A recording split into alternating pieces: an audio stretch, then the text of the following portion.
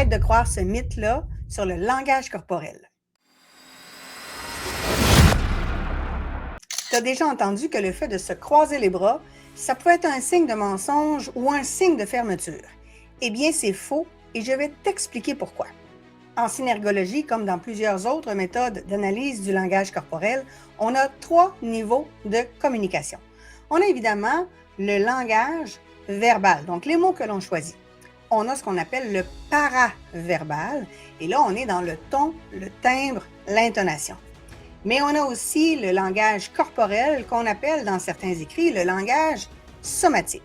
Ce sont des micro-gestes, des micro-éléments que l'on peut observer et qui sont faits de façon totalement inconsciente. Le croisement de bras, ce n'est pas un signe de mensonge ou de fermeture. Dans certains contextes, c'est plutôt un geste de régulation émotionnelle.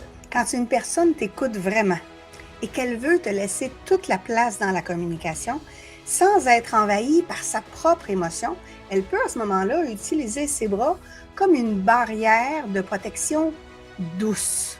Ce geste-là va permettre de contenir l'émotion, de stabiliser le système nerveux et en même temps de rester concentré sur l'autre. Et petit truc aussi, le croisement de bras peut servir aussi quand on a froid. Ça permet à ce moment-là de se réchauffer. Donc le croisement de bras, c'est rarement un signe de fermeture en fait, mais ça peut souvent être un signe d'une écoute profonde.